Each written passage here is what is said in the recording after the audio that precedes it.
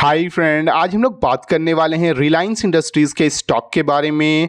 इस स्टॉक में आप 5 डेज़ में देख सकते हो 8% से भी ज़्यादा का इसमें गिरावट आता हुआ देखने को मिली है।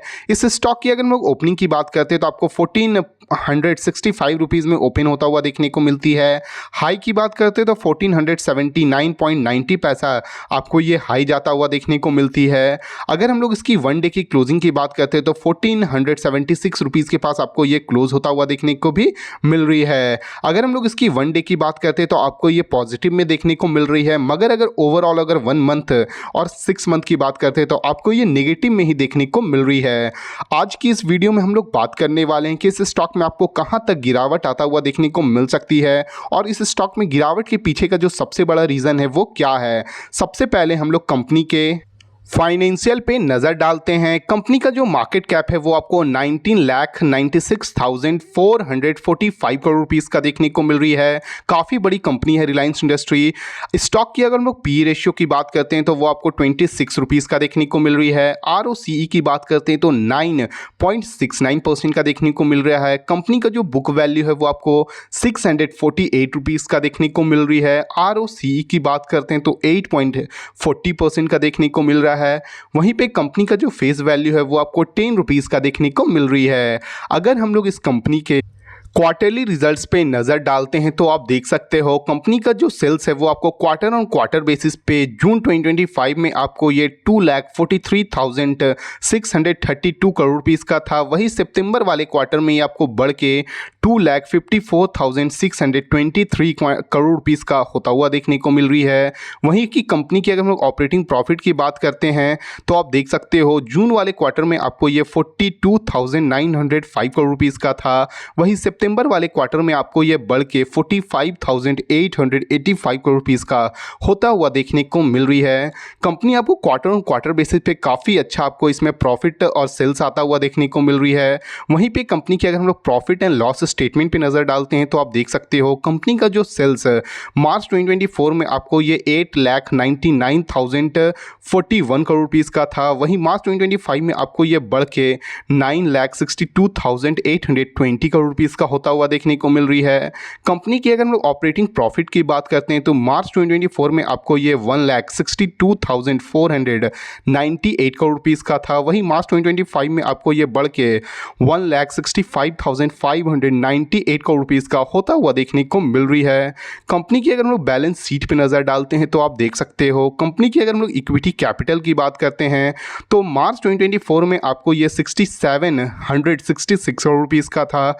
वहीं मार्च 2025 में आपको ये बढ़ के 13,532 करोड़ रुपीज़ का होता हुआ देखने को मिल रही है।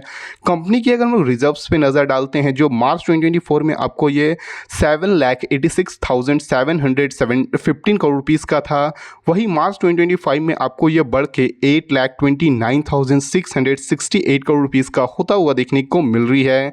कंपनी की अगर हम बोरिंग पे जो कर्ज है उस पे नज़र डालते हैं तो मार्च 2024 में आपको ये 3,50,719 करोड़ रुपीज़ का था। वहीं मार्च 2025 में आपको ये बढ़ के 3,74,013 करोड़ रुपीज़ का होता हुआ देखने को मिल रही है। किसी भी कंपनी का जो बोरिंग है जो कर्ज है वो बढ़ती है तो कंपनी के लिए थोड़ी सी नेगेटिव न्यूज़ मानी जाती है। वहीं पे कंपनी का इक्विटी कैपिटल भी आपको बढ़ता हुआ देखने को मिल रहा है जो अगेन कंपनी के लिए एक पॉजिटिव न्यूज़ है। वहीं कंपनी का रिजर्व भी आपको काफ़ी अच्छा बढ़ता हुआ देखने को मिल रहा है।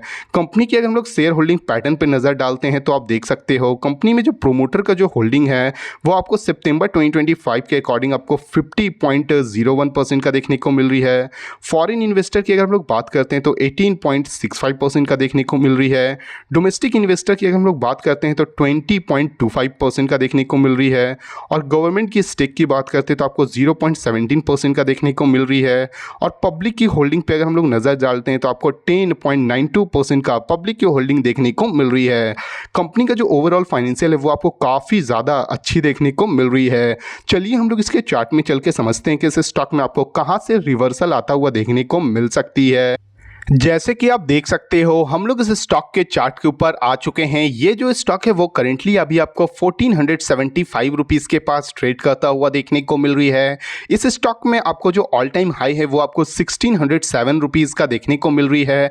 इससे इस टाइम आपको यहाँ से रिवर्सल आता हुआ देखने को रिजेक्शन आता हुआ देखने को मिली है और ये स्टॉक आपको यहाँ से गिर के 1600 रुपीज़ से गिर के आपको 1475 रुपीज़ के पास आता हुआ देखने को मिली है। इसकी पिछली बार भी जब ये स्टॉक आपको 1607 रुपीज़ के पास से रिजेक्शन ली थी तो ये स्टॉक आपको डायरेक्टली 1112 रुपीज़ के पास आता हुआ देखने को मिली थी। इस स्टॉक जो अब ट्रेड कर रहा है वो आपको 1475 रुपीज़ के पास कर रहा है। इसका जो सबसे पहला जो सपोर्ट होने वाली है वो आपको 1359 रुपीज़ की होने वाली है। अगर ये 1359 रुपीज़ के पास ये सस्टेन करती है तो इसमें आपको फिर से एक अपसाइड की ओर रिवर्सल आता हुआ देखने को मिलेगी। अगर ये ब्रेक डाउन करती तो फर्दर ये स्टॉक आपको फिर से 1112 रुपीज़ के पास जाता हुआ देखने को मिल सकती है।